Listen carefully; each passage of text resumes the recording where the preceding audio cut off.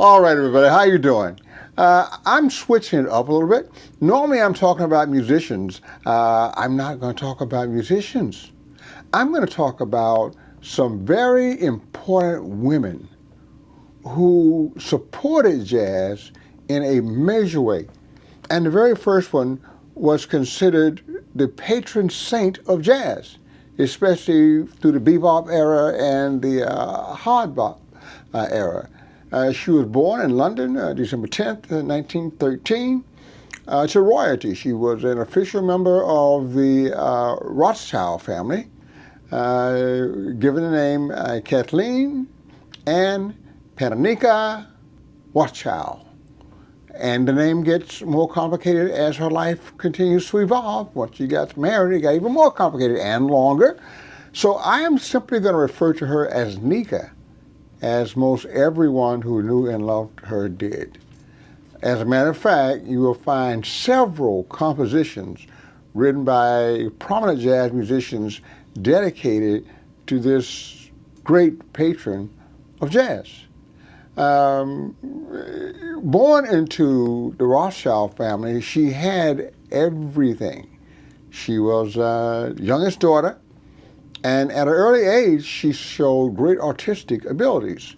Not in music. She was never a musician, but she did work in the visual arts, and she studied all over Europe, Venice, Milan, wherever, and she studied in different places for different artistic specialties.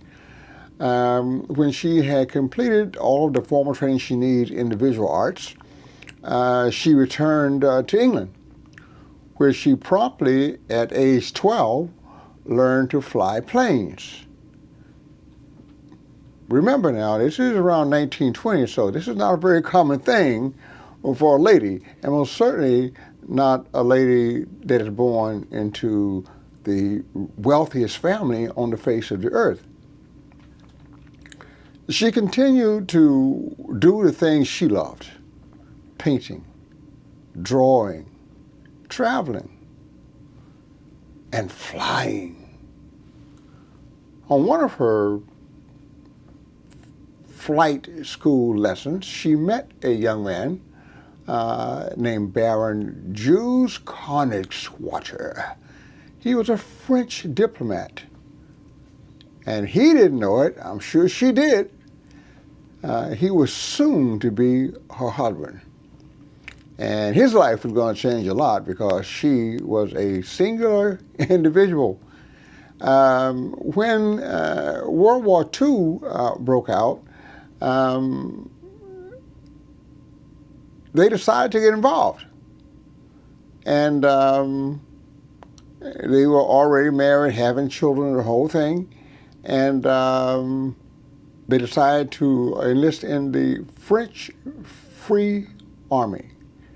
They most certainly did not support Nazi Germany and Hitler's aspirations. They fought. The husband on the front line, and Nica in support as a medic, ambulance driver, sometimes as a fighter.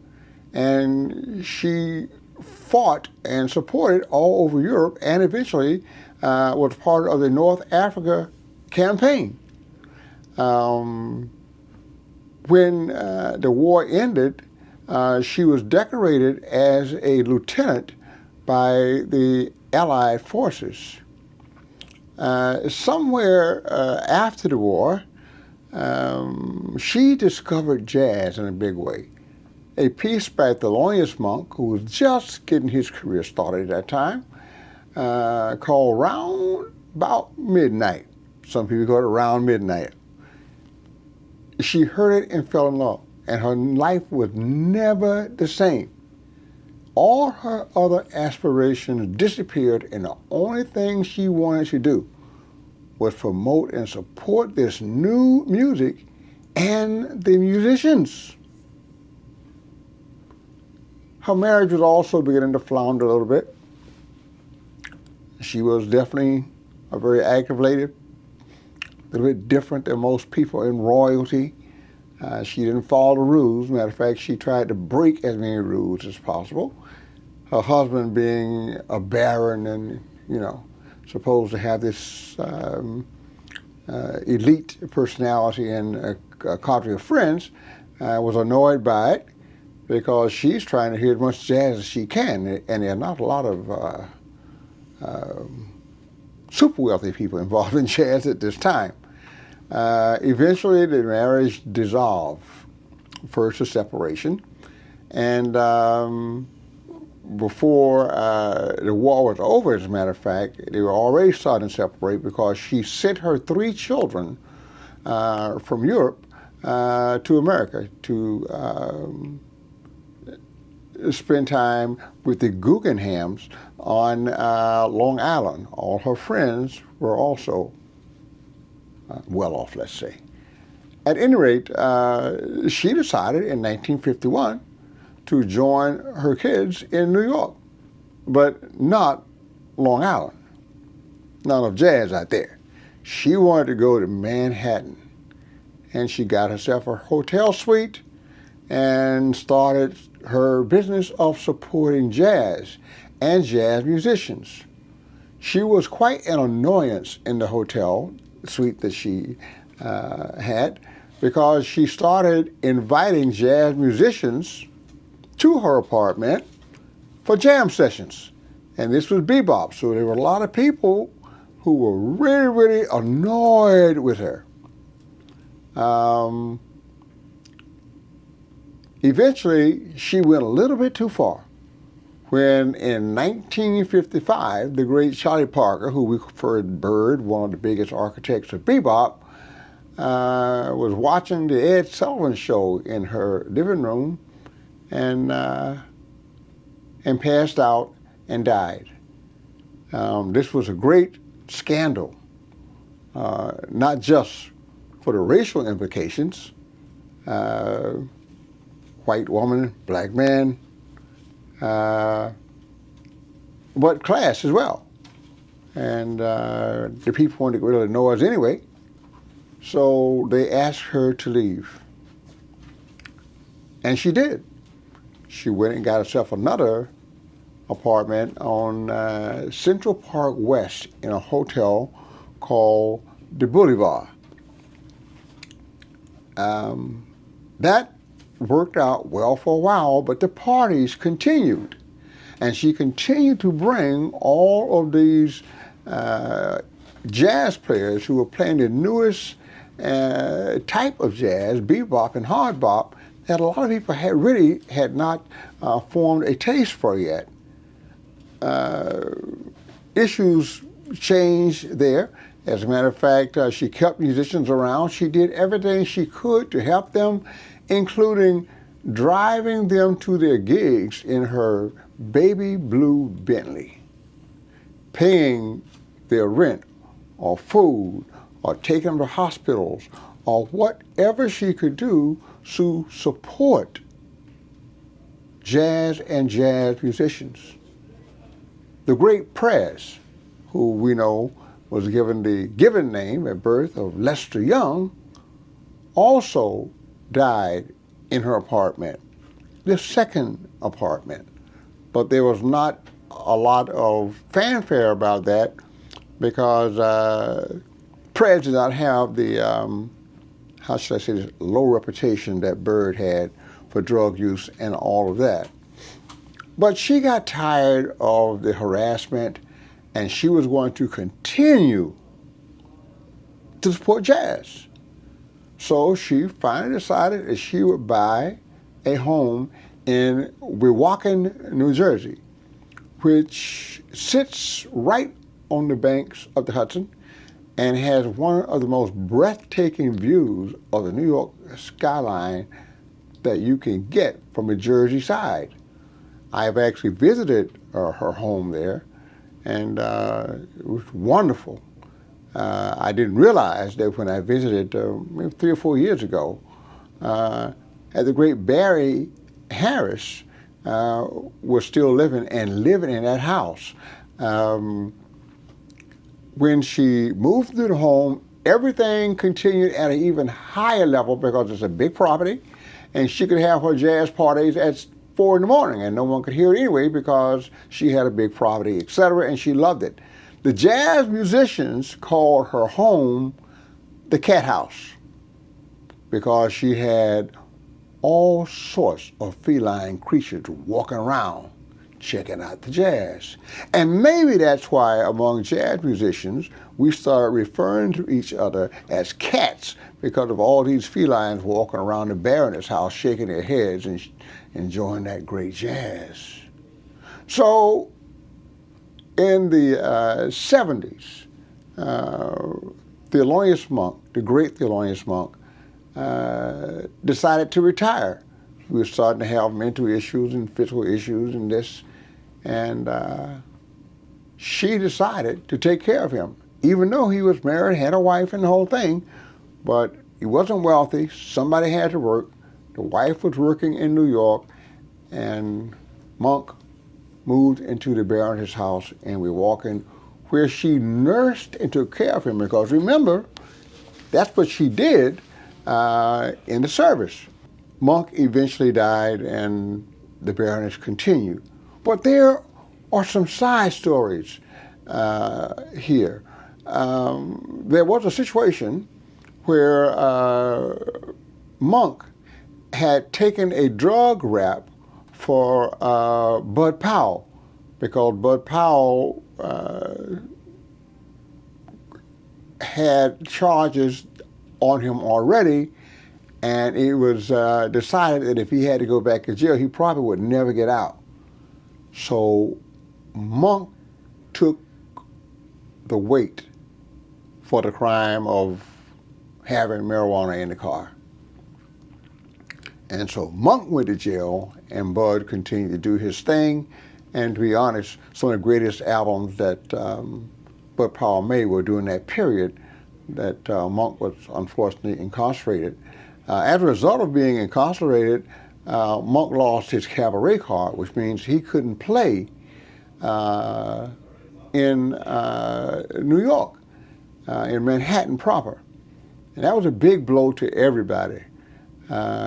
She took care of Monk during that period of unemployment. And later, when she was taking him down to the D.C. area to play a gig, they got pulled over. You know, for the usual reasons, okay? The way they were traveling, who they were, and in that blue Bentley, they attracted a lot of attention from the police, so they got pulled over, and marijuana was found in the car. But this time, the Baroness took the weight, because Monk would never have gotten his cabaret card back if he had to stand for those charges. So after going to court, the Baroness was sentenced to 3 years. But when you got that kind of money, you ain't never going to jail. You just get really good lawyers, and they keep going back to court until the court gives up. And she never served 1 day of that 3-year sentence. Monk eventually got his cabaret card back, and when he was able to play in Manhattan again, there was the Baroness as his advocate, pushing to get him in some nice clubs and things like that to restart his career. And the career boomed once he got that cabaret card, because people had missed him so dearly. And the Baroness, once again, will park her blue Bentley out front of every club, no matter how bad the neighborhood, because everyone knew who she was, and no one would dare hurt one hair on her head because they loved her so much, for her generosity and kindness, and because she was an advocate for this wonderful new music called jazz and bebop. As time rolled on, she continued to support jazz, and she even wrote a book called 3 Wishes, where she interviewed some 300 jazz musicians and asked them if they had 3 wishes, what would it be? And I remember Eric Dolphy's wish was, he just wished he had a car. He wished he had a home. and he wished he could play music his whole life. These are not people with lofty ideas. They like the simple things. They're musicians. And that spirit comes first. She asked the great Wayne Shorter, and everybody always said Wayne was weird. So he asked Wayne, say, Wayne, so what are your 3 wishes? And he says, to keep playing music. They all had that in common. He said, peace on earth. And all of us becoming one family of man, even those people on other planets. Wayne was strange like that. The book is still available. You should get it. One of the things she studied while studying art was photography. That served her greatly during this period because the Polaroid camera, man, was a new thing. You could take it right now and look at it. Oh yeah, instantaneous photographs. So she was seen walking around with that all the time. And she's published a lot of those jazz photos in a book that is also still available for these great Polaroids, because one of the things she studied while studying art in Milan was photography. Now, she also found a way to use her art in jazz by designing many album covers for jazz musicians. Bud Powell, most certainly for Thelonious Monk. As a matter of fact, Monk paid a great tribute to her when one of his albums featured her dressed as a French resistance fighter. So she continued to use her money to support the music and her artistic talents to enhance the beauty of covers and of recordings, and to make sure that people had an understanding of the jazz mind by publishing that book, 3 Wishes. We got to look in minds of some of the most renowned jazz musicians of this period. Monk lived with her from the middle 70s until 1982, at which point he died. There's some controversy as to the nature of the relationship between the Baroness and Monk. Well, I could find anything anywhere that suggested it was anything more than just mutual love for the beauty of art. All I could see. I know for sure that when Monk got really, really sick, his wife would 2 or 3 times a week drive from New York to Milwaukee to bring him one of his favorite dinners. Evidently, the Baroness couldn't cook like his wife could. She continued to support jazz and jazz musicians until the end of her life. Born in 1913, she died in New York City of heart failure in 1988 at the age of 74. And the greatest patron of jazz, male or female, the greatest, the one for whom countless jazz songs are written, Baroness Kathleen and Nica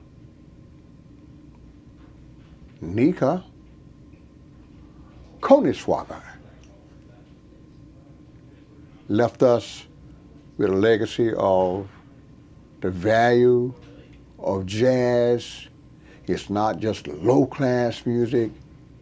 Even people that come from the richest family on the face of the earth can form a love for music created by descendants of African slaves. That's my story, and I'm sticking to it. There are books, there are movies, do a little research on your own and discover more about this great lady with a great heart, a lot of money, and a love for Jazz jazz. Thank you.